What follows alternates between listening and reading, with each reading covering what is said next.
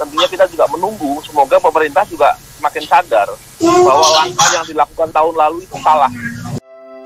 MKFM, Inspirasi Keluarga Indonesia. Komentar pagi ini. Baik, saya ke Bang Novel. Bang Novel, ini Febri Diansyah menyatakan mundur, merasa tidak ada harapan ataupun merasa lebih memungkinkan kalau di luar dalam upaya pemberantasan korupsi.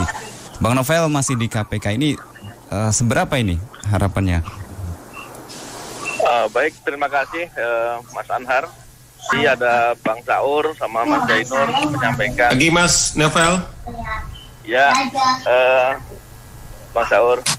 Dan gini, yang disampaikan tadi oleh Bang Saur memang melihat keadaan perubahan Undang-Undang Nomor 19 2019, yang mana perubahan itu harusnya kan membuat menjadi lebih baik, tapi tidak ada hal yang baik yang saya melihat dalam perubahan itu.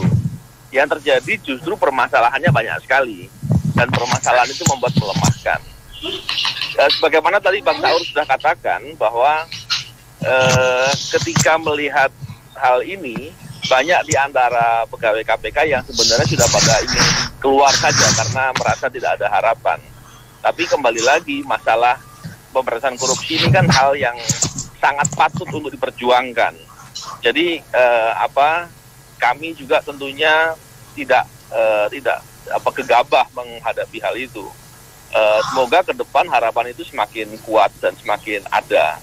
Walaupun banyak orang yang pesimis dengan hal itu, tapi kita tetap harus berjuang untuk membuat harapan itu semakin besar.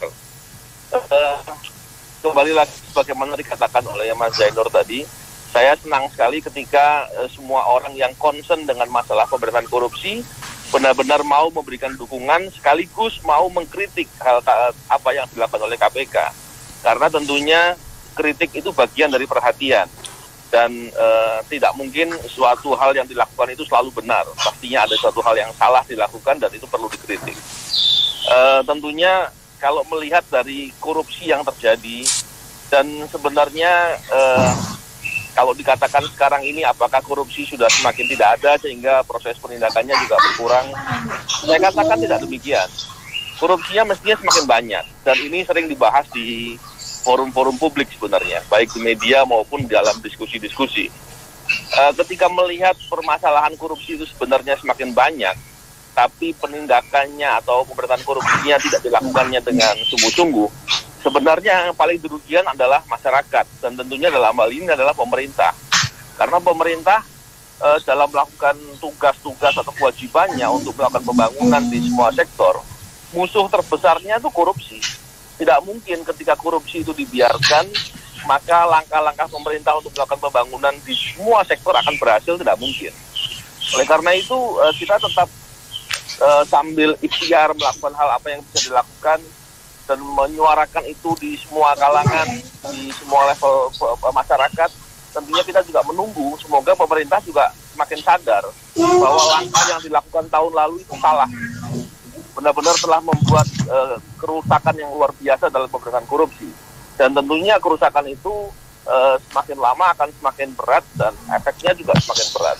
Jadi saya juga berharap semoga dalam waktu ke depan ada perubahan, baik itu nanti dari hasil putusan JR di Mahkamah Konstitusi ataupun karena pemerintah kemudian mau untuk mengubah sikapnya dan membuat kebijakan-kebijakan yang benar-benar mendukung upaya pemberantasan korupsi demi kepentingan bangsa. Saya kira gitu, Mas Anhar. Baik, terkait dengan mundurnya beberapa pegawai KPK yang ya bisa dinilai berintegritas ini, dengan undang-undang yang baru, ketika personilnya punya integritas, maka korupsi bisa tetap diberantas atau tetap sulit ini dengan undang-undang yang baru, meskipun personilnya berintegritas ini, Bang Novel? Ya, memang begini ya, kalau berbicara soal undang-undang yang baru, hambatannya itu dari eksternal. Sekalipun seumpama, saya contohkan, ketika terkait dengan masalah penindakan atau proses penegakan hukum, di sana ada masalah penyitaan, penggeledahan, penyadapan. Ketika implementasi dengan undang-undang yang baru, itu hampir-hampir KPK atau penyidiknya, penyidik dan penyelidik itu kehilangan kemampuan untuk bisa mendeteksi korupsi dengan cepat dan tegap. Kenapa kehilangan? Bukan karena kompetensinya berkurang atau kemudian integritasnya menjadi luntur, tidak. Tapi karena undang-undang yang menghambat dan membuat penindakan dalam proses itu tidak mungkin bisa dilakukan dengan cepat. Contoh ketika ada laporan masyarakat terkait dengan suatu dugaan korupsi, suap atau apapun yang sedang akan terjadi dalam beberapa waktu yang tidak terlalu lama dari pelaporan. Dan itu sering disampaikan dengan waktu yang mendesak gitu.